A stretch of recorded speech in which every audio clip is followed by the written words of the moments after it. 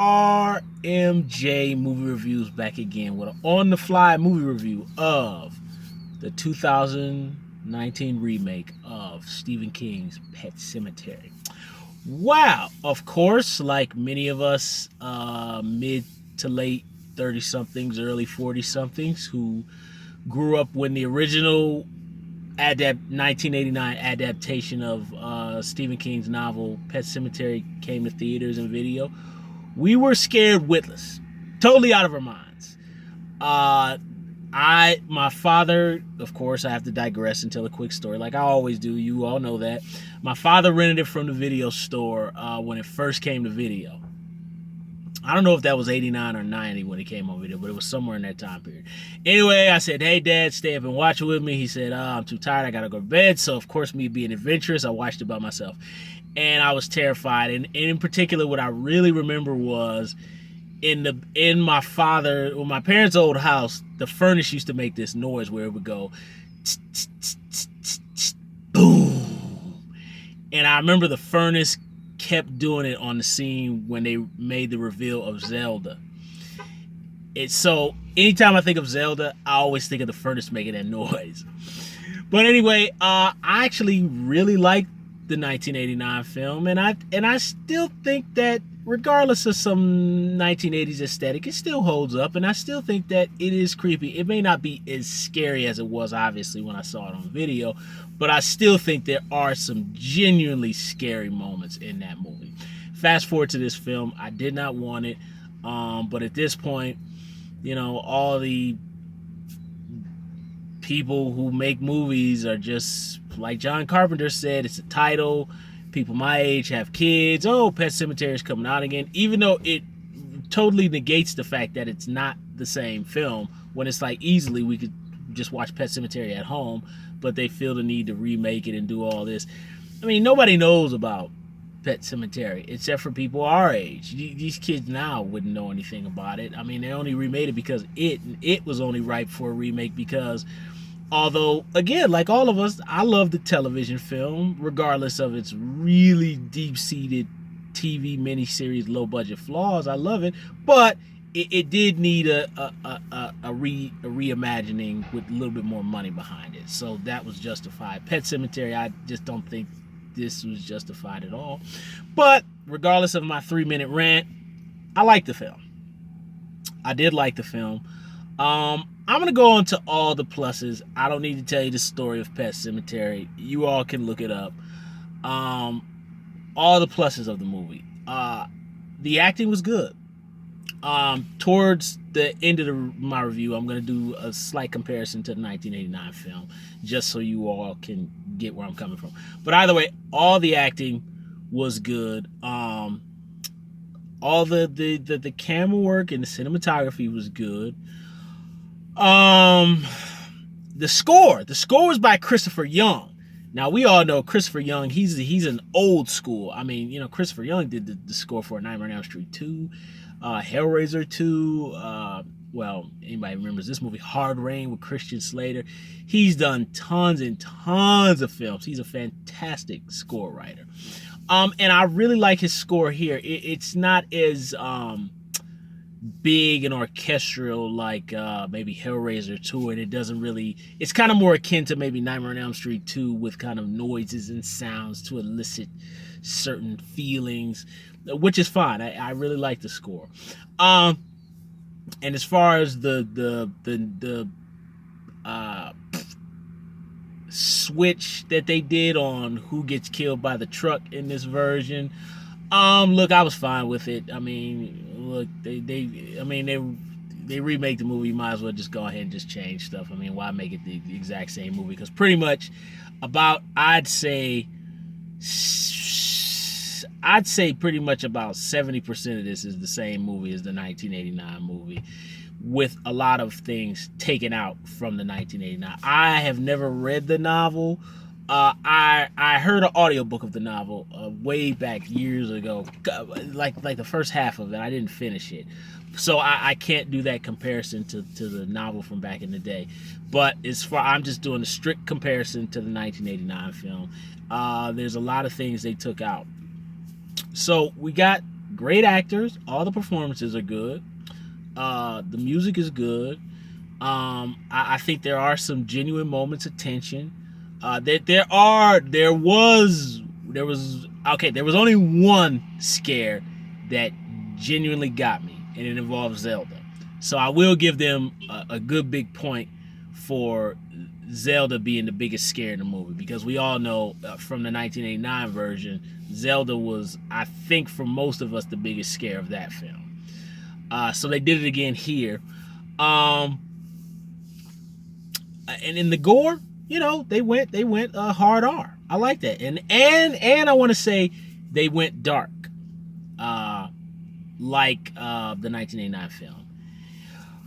Now I'm gonna go. What do I think is better? Obviously, I'm gonna say the 1989 film. I've seen some reviewers say they think this version is a better film. I would say it's a better film in terms of aesthetically. You know what I'm saying? Like the cinematography and the fancier editing. It's a much more polished film. Obviously, that would happen because the 1989 film was made in 1989. I mean, I'm sorry, guys. Let me say this for a minute. This really pisses me off when people always do this. It's a movie from the 80s, and then they compare it to a movie now, and they go, "Oh, well, the movie from the 80s was low budget. It was cheap. It was this. It was that. It was made in the 80s."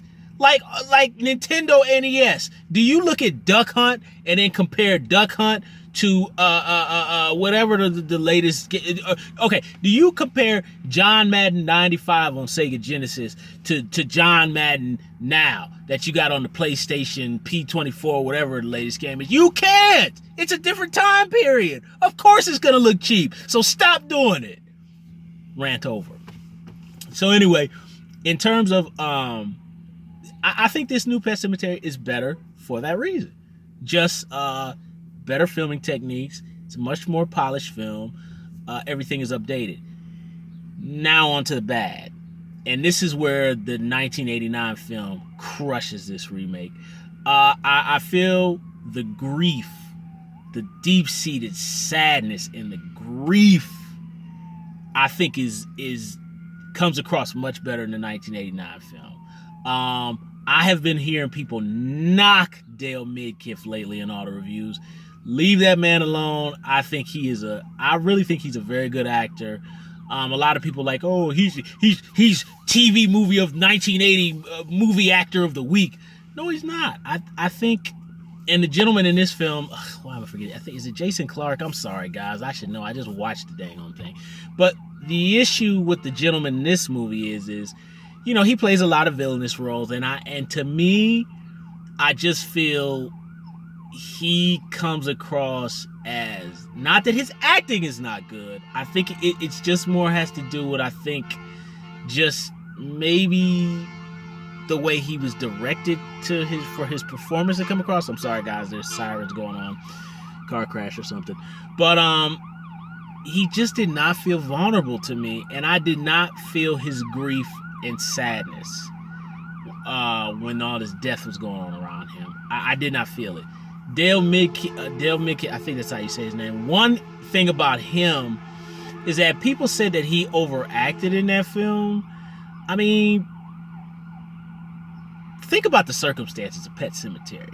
It's a film that's ripe for overacting. It's a supernatural circumstance. It's otherworldly. So, of course, everything is going to be bigger. This is a fantasy, gruesome world, so things are going to be played that way.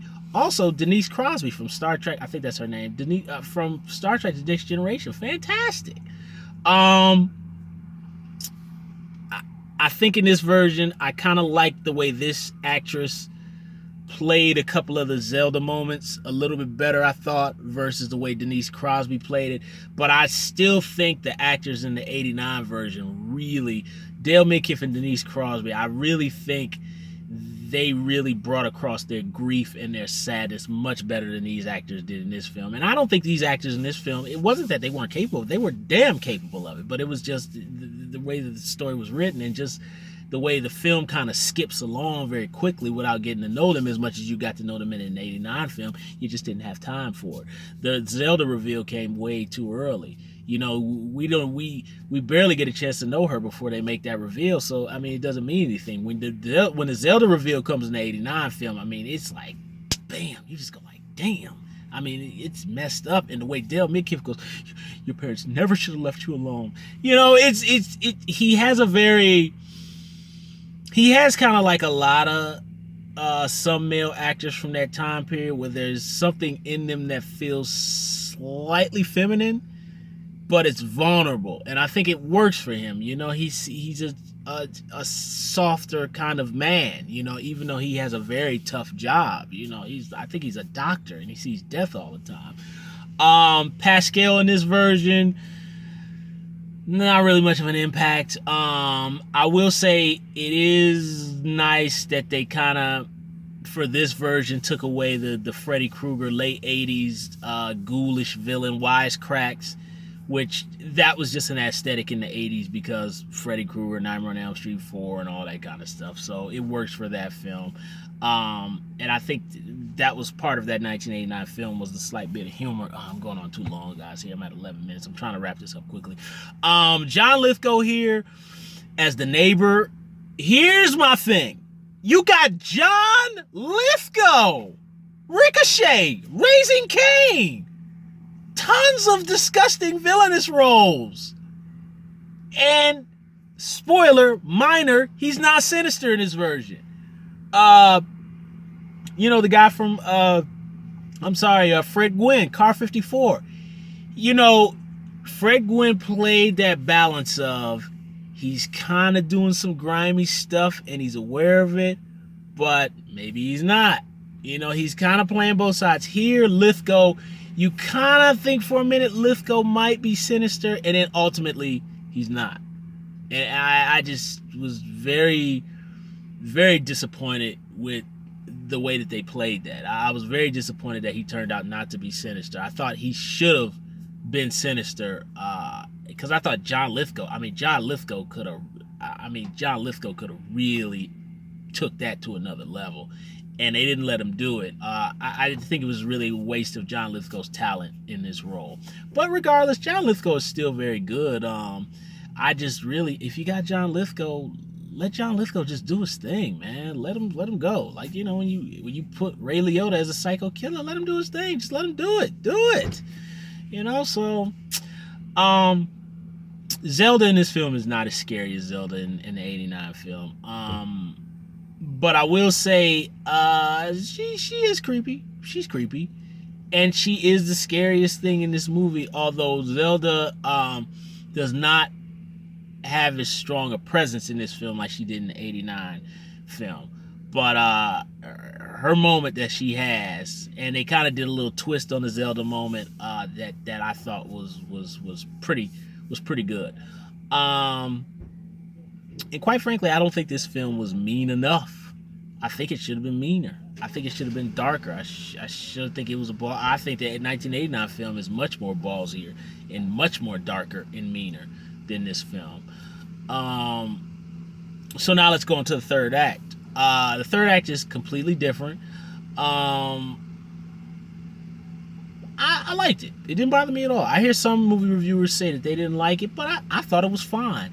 And I will say it does keep in tone with the dark ending of the 1989 film differently, but it still has that same, like, this is not going to end well. But the difference is that when this film ends, it is kind of like, oh man, that's rough. But you just don't feel the same sense of tragedy and heartbreak like you do in the 89 film. And I don't feel that this film is as chilling as the 89 film. I mean, they take out the story with the neighbor talking about his dog coming back. They take out the story about the soldier returning from, I think it's World War II or I. Those two omissions of those stories, which I think the soldier coming back from war, that part of the 1989 movie used to really creep me out when I was a kid. I think it's the scene where, like, they come up to the house and he's like kicking over the table in the living room, and he's all kind of like, whoa, and he's like, Eddie, we gotta get you out of there, and he grabs him and he pulls him into the fire. That chilled me to the bone when I was a child, man. And him like grabbing his face and eating it creeped me out when I was a kid. And I think those were things that they really could have done much more terrifying. Church in this film, church is creepy.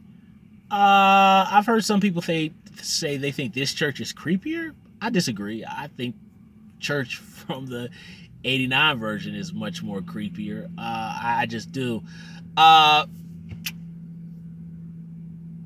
Gage in the original film being the killer and people complaining about, oh, it's a dummy, it's a doll and all of that, and how could he hang the mom and all this kind of crazy stuff. I mean, look, it's a ghost story. How is any of this possible to begin with? Did I ever think Gage in the 89 film was particularly threatening? I think even when I was a kid, I wasn't necessarily say I particularly found him threatening, but it was more that there was a threat. And that's one thing, another thing that this movie doesn't have is that the original 1989 film permeates dread. Like the second they enter this town, just the Indian burial ground. The Indian burial ground visually in the 1989 film is much more compelling than the Indian burial ground here. Just doesn't even really. It's not a character like it didn't have presence like it did in the 89 film. But I will say, like them walking to it in this film with the storm and the water, I thought it was much cooler in this film versus them climbing over some rocks or whatever they did in the original film. But I just think it does not have that sinister, dreadful tone of like, and that's a lot of Stephen King's novels. Stand By Me, Pet Sematary, they all have a feeling of like whatever towns these movies take place in, this evil, this entity permeates everyone and everything. It's an infection, you know, and that is really missing here. That's really missing here. I'm trying to think of what else I can nail, guys. I think I done laid it all out, and I've been rambling for 17 minutes too long. So all in all, not a disrespectful remake. It wasn't annoying. It was dark. It was R. But again, pointless. Why? I'd be interested to hear the filmmakers talk and do comparisons about it. But it was an okay time waster.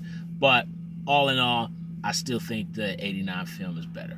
So you go watch and you decide. Thumbs up the video, subscribe to the channel, share the video. Don't forget to hit the little bell and leave comments down below about Pet Sematary 2019. RMJ Movie Reviews. I will see you all soon.